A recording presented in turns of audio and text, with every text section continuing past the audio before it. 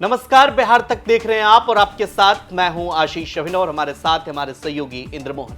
बिहार के 4 सीटों पर उपचुनाव है और सबकी निगाहें इस बात पर टिकी है कि बड़े नेता चुनावी कैंपेन में कब उतरेंगे। और सबसे अहम सवाल कि मुख्यमंत्री नीतीश कुमार क्या इस चुनावी कैंपेन में उतरेंगे तो चुनावी फिजा कुछ और होगी।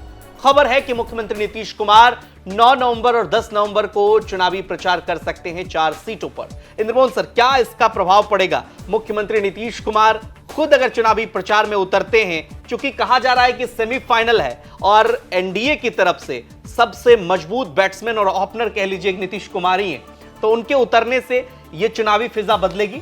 मुझे लगता है कि हमें इसका एक एक सीट करके देखनी चाहिए। सबसे पहले अगर आप इमामगंज की सीट को लें तो इमामगंज की सीट पर हम के उम्मीदवार हैं दीपा मांझी, जो जीतन राम मांझी की बहू। ये सीट जीतन राम मांझी के लोकसभा जाने के बाद खाली हुई है। इस सीट पर जब नीतीश कुमार चुनाव प्रचार के लिए पहुंचेंगे तो ऑलरेडी वहां पर जीतन राम मांझी को फिलहाल एज मिलता हुआ दिख रहा है कि इमामगंज की सीट पे बहुत मुश्किल नहीं होगी। लेकिन नीतीश कुमार के पहुंचने से इन दो नेताओं के बीच की जो तलखी है वो भी स्टेज पर दूर होती दिखेगी। दोनों एक साथ दिखेंगे और नीतीश कुमार का जो अंदाज है, अब जिस तरीके से वो नेताओं से मिल रहे हैं, अपने से बड़ों से बात कर रहे हैं, यहाँ तक कि पांव तक छू रहे हैं, तो ये देखना होगा यहाँ पर कि जो बॉडी लैंग्वेज वो दिखाते हैं और जिस तरीके का भाषण वो इमामगंज की सीट पर आकर देते हैं, उससे ये तय हो जाएगा कि नीतीश कुमार का प्रभाव वहाँ से कितना बड़ा आगे विधानसभा चुनाव में भी दिखेगा। क्योंकि इमामगंज की सीट अगर हम जीतती है तो जीतन राम मांझी काफी मजबूत होंगे।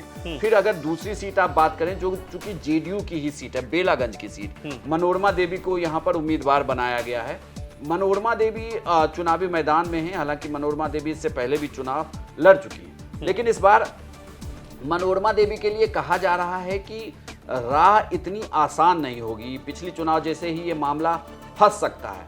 अगर ये मामला फंसता है और जब नीतीश कुमार खुद चुनाव प्रचार के लिए उतरते हैं, तो आप याद रखिए कि नीतीश कुमार जब किसी भी चुनाव प्रचार में उतरते हैं तो वो उन पुराने इतिहासों को भी बताते हैं जो उस सीट से जुड़ी हुई है या जो उम्मीदवार है उनके परिवार से जुड़ा हुआ है।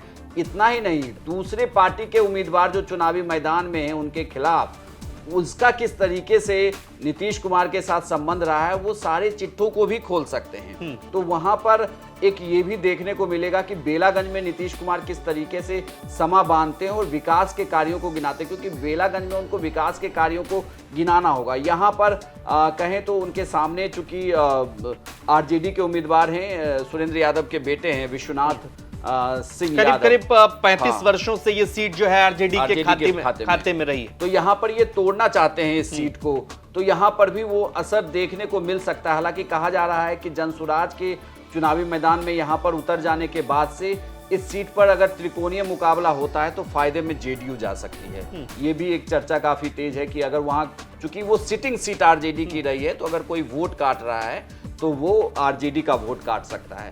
तरारी सीट पे भी, तरारी सीट पर भी कहें तो एक तरीके से परिवारवाद की लड़ाई है। इस परिवारवाद की लड़ाई के बीच जनसुराज की भी एंट्री हुई है।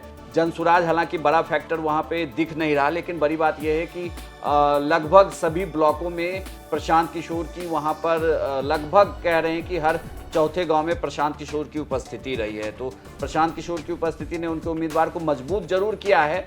लेकिन जब नीतीश कुमार चुनावी मैदान में पहुंचेंगे और इस बार चूंकि सुनील पांडे के बेटे चुनाव लड़ रहे हैं, तो जब सुनील पांडे का उस क्षेत्र में एक अपना प्रभाव रहा है, तो इस प्रभाव के साथ जब नीतीश कुमार का पिछड़ा वाला कार्ड जैसे ही जुड़ेगा, तो वो कहा जा रहा है कि अगरा और पिछड़ा वोट बैंक से यहाँ पर बीजेपी की जीत को वो सुनिश्चित कर सकते हैं। नीतीश कुमार के लिए भी तो एक बड़ी मुश्किल ये हो सकती है, जैसा कि हमने पहले भी कई बार जिक्र किया है कि 3-1 का जो फासला है, वो 3-1 के फासले को अगर नीतीश कुमार बराबरी पे भी ले आते हैं तो एक तरह से एनडीए गठबंधन को एज मिलेगा। और प्रतिष्ठा का भी सवाल है, क्योंकि मांझी खुद, आप जैसा कि आपने जिक्र किया कि बड़े नेता हैं, कद्दावर नेता, और हमने जितने भी पब्लिक ओपिनियन किए, लोगों ने भी मांझी के पक्ष में करीब करीब अपनी राय सुनाई। फैसला जनता को सुनाना है। लेकिन ये 3-1 अगर 3-1 ही रह गया तो फिर ज्यादा प्रभाव नहीं दिखेगा। क्या 3-1 को पाटने की कोशिश नीतीश कुमार की होगी? बिल्कुल 3-1 को पाटने की कोशिश ही नहीं होगी, बल्कि नीतीश कुमार इसे पलटना भी चाहेंगे कि ये मामला एनडीए के पक्ष में आए और जिस तरीके से नीतीश कुमार चुनाव प्रचार में विकास के कार्यों को गुनाएंगे। और अब अगर आप सीटों के पूरे समीकरण को देखें तो उस जातीय समीकरण में नीतीश कुमार का फैक्टर हर जगह सेट कर रहा है। सिर्फ एक सीट को छोड़ के, वो सीट है रामगढ़। रामगढ़ में चूंकि वहां पर हालांकि वो भी जेडीयू के पक्ष में अगर कहा जाए तो वहां जातीय समीकरण उनके पक्ष में दिखता है, लेकिन बाकी सीटों पर नीतीश कुमार का फैक्टर काम करेगा। रामगढ़ में थोड़ा मामला इसलिए फंस सकता है क्योंकि वहां पर कुशवाहा उम्मीदवार हैं, चुनावी मैदान में दूसरी पार्टी से खड़े हैं। तो कुशवाहा उम्मीदवार अगर जिस तरीके से लोकसभा चुनाव में उन्होंने अलग मतदान किया, इस बार भी अगर अलग मतदान करते हैं तो वहां थोड़ी दिक्कत होगी। लेकिन ये दिक्कत आप इसे ऐसे देखिए कि जीती हुई सीटें जो हैं वो आरजेडी की जीती हुई सीटें या महागठबंधन की जीती हुई सीटें हैं। तो इन जीती हुई सीटों में से अगर एंटी इनकम्बेंसी का फैक्टर काम करें या दूसरी पार्टियों का वोट काटने का फैक्टर काम करें तो उन जातियों की सेंधमारी से और पार्टियों के वोट से जो कट रहा है वो विनिंग कैंडिडेट के वोट कट रहे हैं। तो अगर नीतीश कुमार जब चुनावी मैदान में उतरेंगे तो पिछड़ा कार्ड वो जैसे ही खेलेंगे और विकास के कार्यों की बात करेंगे तो कहीं ना कहीं एज मिलता हुआ दिखेगा। तो इस एज से, क्योंकि इसमें से एक दिलचस्प आंकड़ा ये भी है कि इन 4 सीटों में से 2 सीटों पर जीत हार का अंतर काफी कम रहा है। तो 2 सीटों पर ही अगर जो आप कह रहे थे कि क्या ये 1 से 2 हो जाएगा, ये हो सकता है अगर दूसरी दलों ने वहां पर वोट काट लिया। जैसे रामगढ़ में त्रिकोणीय नहीं बल्कि चौतरफा मुकाबले की बात कही जा रही, वहां बीएसपी के उम्मीदवार हैं। तो बीएसपी के उम्मीदवार अगर चुनाव लड़ रहे हैं तो वहां भी चौतरफा मुकाबला है। बाकी 3 कैंडिडेट सीटों पर अगर 3 कैंडिडेट के बीच में फाइट है तो तीसरा उम्मीदवार अगर इतना वोट काट लेता है कि जीत हार के फासले को कम कर दिया जा सके तो वहां पर जरूर कहें तो कहीं ना कहीं चुनाव में पासा पलट सकता है। ठीक है, चलिए आपको क्या लगता है, मुख्यमंत्री नीतीश कुमार अगर चुनावी कैंपेन में उतरते हैं तो मामला 3-1 का जो अब तक दिख रहा है, पिछला रिकॉर्ड 2020 का, वो 3-1 का मुकाबला क्या बराबरी हो पाएगा या फिर एनडीए इंडिया की टक्कर के बीच जनसुराज और बीएसपी भी इस उपचुनाव में कुछ कमाल कर सकती है? कमेंट कर हमें जरूर बताएं और बिहार की तमाम खबरों के लिए आप देखते रहिए बिहार तक।